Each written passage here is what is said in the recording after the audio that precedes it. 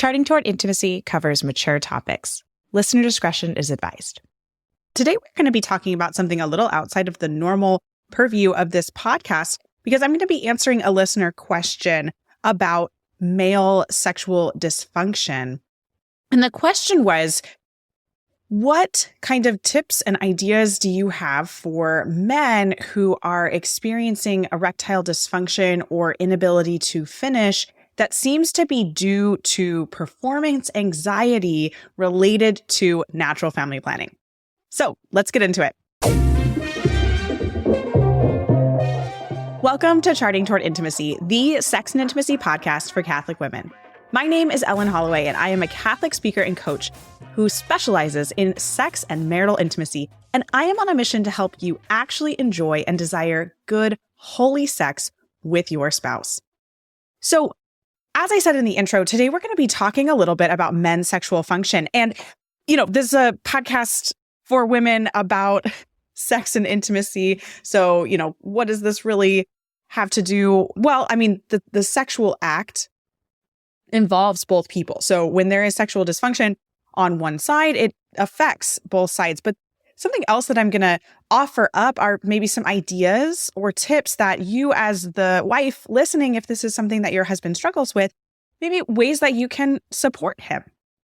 So erectile dysfunction and inability to finish are very much categorized in the same place when it comes to men's sexual dysfunction. And what I find so unfortunate about sexual dysfunction in general, it is very clinicalized, as in everything that is recommended. If your husband went to a doctor, the first thing that would be recommended would be drugs or some other kind of intervention in that way.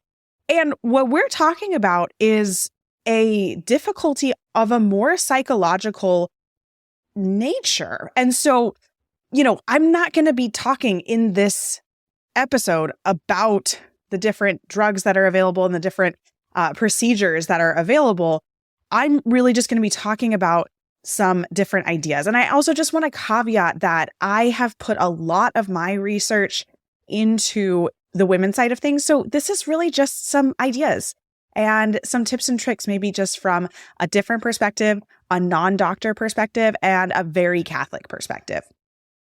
So one of the things in this question is, what do we do with this performance anxiety that's related to NFP? And this listener had kind of clarified it as, there's kind of this feeling of only having a few available days. And so needing to utilize that. And I see this a lot on both sides. I actually hear this a lot from women as well, of this just kind of fear of, oh my gosh, we have to use this day and beating ourselves up if we don't use the day or if we're not able to get aroused. And we put all of this pressure on ourselves. All of that pressure is mental. All of that pressure is coming from our thoughts. We need to just shift the thoughts because our brain is so powerful as human beings. Our brain is ridiculously powerful. And the things that we think and the things that we tell ourselves in our brain, they create our results. And so when we put a ton of pressure on ourselves to perform within a certain amount of time, it really ends up being really, really hard to perform in that amount of time. This is something that I talk about in my orgasm course for Catholic women is we've got to take the pressure off. This happens with women a ton is we're trying to get aroused. It's taking a long time. Then we start telling ourselves, oh my gosh, this is taking so long. I've got to hurry up. And we are putting the brakes on when we start telling ourselves that. And so what ultimately I think needs to kind of come to fruition within the relationship together is taking the pressure off. If your husband, or if you're the man listening right now, if you experience some kind of sexual dysfunction due to this fear, and performance anxiety and necessity to perform within this short amount of time, we've got to take the pressure off. So that might mean, having some conversations about it talking about sex and just recognizing that this is a gift. This is not a need. It doesn't need to happen right now. This is a way for you as spouses to unite together and celebrate your love and celebrate your marriage and your union, and that this is a very good thing, and that it's not a need. It's not a checkbox that needs to be fulfilled, and it doesn't have to happen tonight. Now, another thing that I want to just put out there is women, we have a lot of control over the sexual relationship. I think this is something that we haven't talked about all that much on the podcast, kind of alluded to it a little bit, but we hold like the control over sex. We're ultimately like that person who's saying yes or no, because sex involves like someone else's body coming into our body. And something that we can ask ourselves as women in any situation, but especially if our husband is experiencing this kind of performance anxiety, is like, are we controlling sex so much that it is only happening very rarely? And do we need to be doing that? And that is something maybe to, again, bring to conversation together, but also just kind of think about, like, if my husband is experiencing performance anxiety and we're only having sex like once a month, well, maybe we need to increase the amount of times that we're initiating sex and recognize that, this is a very good, holy thing. And it's something that we can do more often. Practice makes perfect here. And just, increasing the amount of sex can really take the pressure off of like needing to perform in that moment. And I know that brings up a lot of things. It's like, oh my gosh, but what about this? And I don't owe my husband sex. And no, of course you don't. But like, sex is a really good thing. And it's something that we should enjoy doing and should be fun and pleasurable. If sex isn't those things, then there's some more conversation pieces. It's time to, learn some foreplay techniques, learn some new positions maybe. You can check out the positions guide that I have. I'll link that in the show notes. The positions guide is awesome. It's PDF. You can just download it. And there's tons of positions on there, but there's also a whole foreplay guide and lots of great stuff in there. So if sex isn't something that is enjoyable and pleasurable, like, let's change that. But really, can we have sex more often?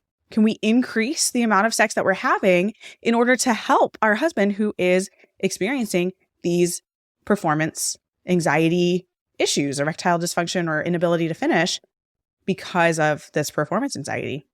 Another thing to look at is just take a look at your intentions. And is it really necessary for you right now to be, using natural family planning to like its fullest extent, its highest efficacy? That's what I meant. Or can we loosen up a little bit and just recognize, okay, yeah, well, ideally we want to avoid pregnancy, but maybe it'd be okay if we use some more possibly fertile days if a baby comes. Take a look at that. Have that conversation together. Bring that to discernment. Because sex is so good for a marriage. It's so important for a marriage. No, it's not a requirement for a marriage, but it's a really good, beautiful thing. And if there's so much pressure around having sex, then that's really unfortunate, especially if it's like not allowing the two of you to really come together and complete the act. And then the last thing that I kind of want to talk about, just to close out this musings on this thought. Again, I'm not an expert in this area. These are just some musings from a woman who talks about sex and intimacy to other Catholic women. But there can be a lot of shame tied up in inability to finish for your husband. And any amount that you can alleviate that shame is going to really help. Because sex is tied up in our personhood. It's so intimate. And so when we're not able to have sex, and I see this on the other side with women all the time, when we're not able to get aroused, when sex is painful or penetration is impossible, like we have identity issues at that point. This is the same thing, just on the male side. It's questioning his own identity.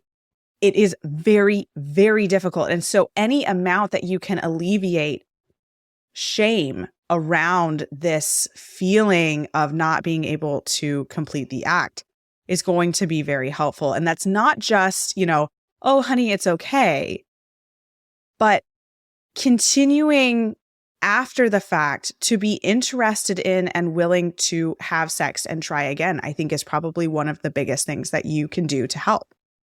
So, on Monday night, if you guys try to have sex and it just doesn't really work out, then if you can, initiate on Tuesday night and be excited about it and be interested and encourage your husband to try again. Because again, practice makes perfect. But really just, it's not about just, oh, honey, it's okay. It's really okay. We'll get through this, whatever. That's not going to help all that much. But I think continuing to show your husband that you have interest in sex, if it's not happening for him, then that's going to help him have more confidence in trying again and having sex again. And when it comes to the morality of this issue, like there's no culpable sin here, because the idea is that like you're trying to come together to have sex, and through no like intentional fault of anyone, the act is not able to be completed.